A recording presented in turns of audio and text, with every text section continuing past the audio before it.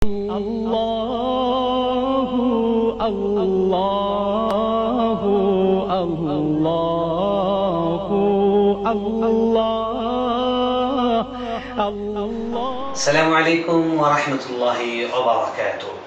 الحمد لله نحمده ونستعينه ونستغفره ونؤمن به ونتوكل عليه ونعوذ بالله من شرور أنفسنا ومن سيئات أعمالنا. من يهده الله فلا مضل له ومن يضلل فلا هادي له وأشهد أن لا إله إلا الله وأشهد أن محمدا رسول الله. أما بعد, প্রিয় দর্শক, দেশ থেকে বিদেশ থেকে যে যেখান থেকে আমাদের সঙ্গে যুক্ত হয়েছেন সবাইকে স্বাগত জানাচ্ছি ইসলাম ও জীবন অনুষ্ঠানে। আপনারা জানেন যে এই অনুষ্ঠানে আমরা আমাদের জীবন এবং সমাজ ঘনিষ্ঠ নানা টপিক নিয়ে আলোচনা করে থাকি। আমরা আলোচনা করে থাকি আপনাদের বিভিন্ন জিজ্ঞাসা এবং বিভিন্ন প্রশ্ন। আজকে আমরা যে বিষয়টা আলোচনা করব সেটা হলো আমাদের সামনে যেই সবচেয়ে বড় এখন ইবাদতটি আমাদের সামনে ঘনিয়ে আসছে, সেটি হলো কুরবানি। আজকে আমরা আলোচনা করব কুরবানি কি, কেন, এই বিষয়টা নিয়ে।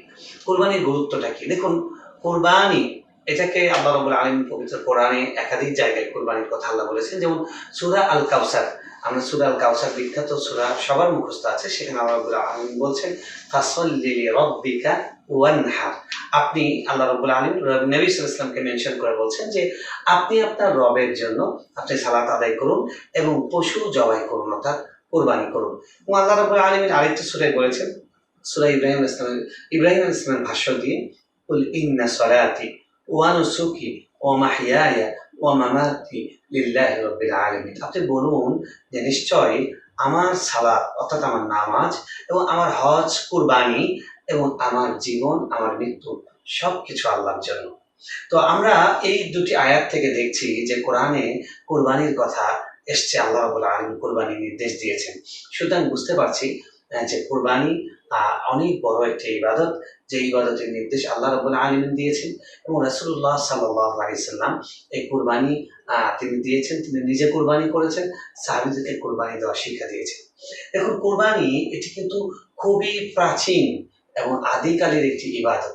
তবে কুরবানির ধরনটা নানান যুগে নানান রকম ছিল। আমাদের শেষ নবীর যুগে ইব্রাহিম আলাইহিস সালামের যে ঐতিহাসিক ঘটনা, তিনি আল্লাহর নির্দেশে ভালোবাসার পরীক্ষায় চূড়ান্ত পরাকাষ্ঠা দেখিয়েছিলেন। আল্লাহ রাব্বুল আলামিন বৃদ্ধকালে ইব্রাহিম আলাইহিস সালামকে সন্তান দিয়েছিলেন, আর সেই সন্তানের ভালোবাসায় তিনি যখন উদ্বেলিত ছিলেন, সন্তানের ভালোবাসায় যখন তিনি বিভোর ছিলেন, আল্লাহ রাব্বুল আলামিন তখন পরীক্ষা করে দেখতে চাইলেন যে আমার হাবিব, আমার খলিল, আমার বন্ধু, তিনি কি আমাকে বেশি ভালোবাসেন? তিনি কি সন্তানকে আমার চেয়ে বেশি ভালোবাসতে যাচ্ছেন? এই জন্য তিনি তাকে আদেশ করেছিলেন যে সন্তানটাকে তুমি আল্লাহর জন্য কোরবানি দাও। তিনি আল্লাহর জন্য এতটা প্রেমিক ছিলেন, নিঃসংকোচে বিনা দ্বিধায় তিনি তার সন্তানকে জবাই করতে গিয়েছিলেন, কোরবানি করতে গিয়েছিলেন। দয়াময় আল্লাহ তিনি তার কোরবানিকে কবুল করেছেন, তবে ছেলেকে কোরবানি করাননি। তার বদলে আল্লাহ তাআলা জান্নাত থেকে একটি পশু পাঠিয়ে ফেরেশতার মাধ্যমে কোরবানি করিয়ে নিয়েছেন। এই ইব্রাহিম আলাইহিস সালাম তিনি যে আল্লাহর ভালোবাসায় উদ্বেলিত হয়ে তিনি যে তার সন্তানকে কোরবানি করতে গিয়েছিলেন, এই ভালোবাসার চূড়ান্ত একটা নমুনা পেশ করা হয় কোরবানির মাধ্যমে। আল্লাহ বলছেন কোরআনের মধ্যে, লা ইয়ানালাল্লাহু লুহুমুহা ওয়ালা দিমাউহা ওয়ালাকিন ইয়ানালুহু তাকওয়া মিনকুম। আল্লাহর কাছে কুরবানির পশুর গোশতও পৌঁছে না, চামড়াও পৌঁছে না, কিন্তু তোমাদের কাছ থেকে আল্লাহর কাছে শুধু তোমাদের তাকওয়াটাই পৌঁছে। আমি তোমাদের গোশতও খাবো না, গোশত তোমরা খাবে। কুরবানির সবকিছুই তোমাদের, শুধু তোমাদের নিয়তটা কি, তোমরা কার জন্য কোরবানি করেছিলে, এটা আমি দেখতে চাই। সুতরাং এই আয়াতগুলো থেকে আমরা দেখছি যে কোরবানি অনেক বড় একটি ইবাদত। এবং রাসূলুল্লাহ সাল্লাল্লাহু আলাইহি ওয়াসাল্লাম দাহান নবী সাল্লাল্লাহু আলাইহি ওয়াসাল্লাম বিকাবাশাইনি আমলাহাইনি আকরানাইনি, সহিহ মুসলিমের হাদিস, যে আল্লাহ নবী সাল্লাল্লাহু আলাইহি ওয়াসাল্লাম তিনি হৃষ্টপুষ্ট দুটি মানে কোরবানি অর্থাৎ দুম্বা তিনি জবাই করেছেন, তিনি কোরবানি করেছেন। সুতরাং আমরা জানলাম কোরবানির কথা কোরআনে আছে, কোরবানির কথা রাসূল সাল্লাল্লাহু আলাইহি ওয়াসাল্লামের জীবদ্দশায় আছে। এই জন্য আমরা নিজেরাও আমরা কোরবানি করব এবং অন্যদেরকে কোরবানি করতে আমরা উদ্বুদ্ধ করব।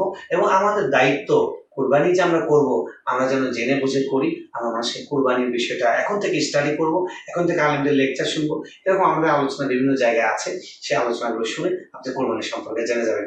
সুতরাং আসুন আমরা সবাই কোরবানির বিশাল ফজিলতপূর্ণ ঐতিহ্যবাহী ইবাদতের জন্য প্রস্তুতি নেই। আল্লাহ রাব্বুল আলামিন আমাদের সকলকে যথাযথভাবে তাকে সন্তুষ্ট করার নিয়তে কোরবানি করার তৌফিক দান করুন। ও আখিরু দাওয়ানা আলহামদুলিল্লাহি রাব্বিল আলামিন। ওয়াসসালামু আলাইকুম ওয়া রাহমাতুল্লাহ। জাহান্নামের আগুন থেকে মুক্তি পাওয়ার একটা ব্যবস্থা আল্লাহ আমাদেরকে করে দিবেন। আল্লাহ তাআলা আমাদের সকলকে সেই তৌফিক দান করুন। আজকে এ পর্যন্তই। হাদা ইনদি ওয়াসসালাতু ওয়াসসালামু আলা রাসূলিল্লাহ। ওয়াসসালামু আলাইকুম ওয়া রাহমাতুল্লাহি ওয়া বারাকাতুহু।